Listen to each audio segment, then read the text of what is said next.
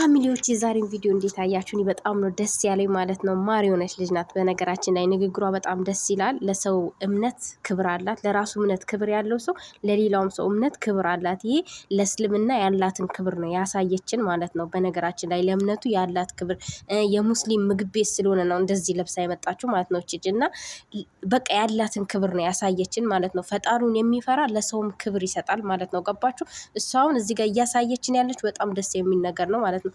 ሰላም ሰላም ቤተሰቦቻችን እንዴት ናችሁ? ሰላም ናችሁ? የሩታዬ ወዳጆች ማለት ነው። እና ሩታዬ ዛሬ በጣም ነው ደስ ያለኝ። ንግግሯ ራሱ በጣም በቃ ይሄ ለእኛ ትምህርት ነው።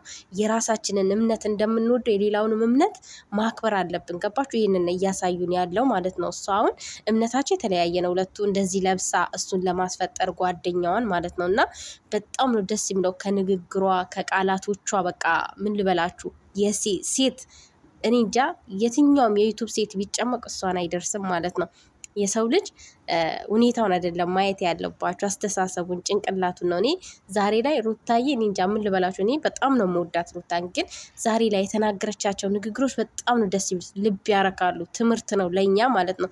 ስለ ትናንትናውን ቪዲዮ ስለ ትናንትናው ቪዲዮም አብራርታልናለች ማለት ነው፣ ተናግራልናለች። አንድ ሰው ከብዙ ሴቶች ጋር ልናየው እንችላለን፣ ግን ያ ማለት ከሴቶች ጋር ይተኛል ማለት ወይም ደግሞ ባለጌ ነገር ይሰራል ማለት አይደለም። እምነቱ ላይ ያለውን ነገር ተናግራለች ማለት ነው። ስለዚህ በእምነቱ የማይደራደረው እንደውም ዱርዬ የሚባለው ነው። ገባችሁ? እና መጀመሪያ ጊዜ አልተመቸኝም ነበረ ይሳቅ ማለት ነው ከንግግሩ። ዛሬ ላይ ግን በጣም ነው የወደድኩ። እንደዚህ ሩታዬን ብቻ ደስተኛ አድርግልን። እኛ ይመቸናል። ሩታዬ ከማንም ጋር ነይ፣ ደስ ነው የሚለን። እናበረታታሻለን አሁንም ቢሆን ማለት ነው። ጠላት እንግዲህ ቅጥል ሊበል፣ እኛ እናበረታታሻለን። ሁሌም ከጎንሽ ነን። በርችልን የኔ ውድ። ዛሬ ደግሞ በቃ እኔ እንጃ ምን ልበላችሁ፣ ለእሷ ቃላት ነው ያጠረኝ። በቃ ማለት ይሄ ለእኛ ትምህርት ነው። አንዳንዶቻችን በእምነት በብዙ ነገር እንባላለን ማለት ነው። ግን ይሄ እሷ በቃ ለዛ እምነት ያላትን ክብር ነው እያሳየችን ያለችው። ሁላችንም ለእምነታችን ክብር እንዳለን ለሌላውም እምነት ደግሞ ክብር ሊኖረን ይገባል ማለት ነው። እና ውዶቼ ማሮቼ ወዳችኋለሁ። ሩታዬ የዛሬ ቪዲዮ የተመቻችሁ ማለት ነው። የሩታ ቪዲዮ ላይክ አድርጉኝ እና ደግሞ እሷን ሄዳችሁ ቪዲዮዋን ሰብስክራይብ አድርጓት።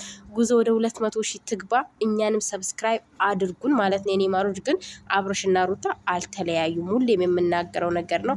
አንዳንዴ አብርሽ የሚናገረው ነገር ያስጠላል እንጂ አልተለያዩም። እና ማሮቼ ወዶች ወዷቸዋለሁ። ደህና አምሹልኝ።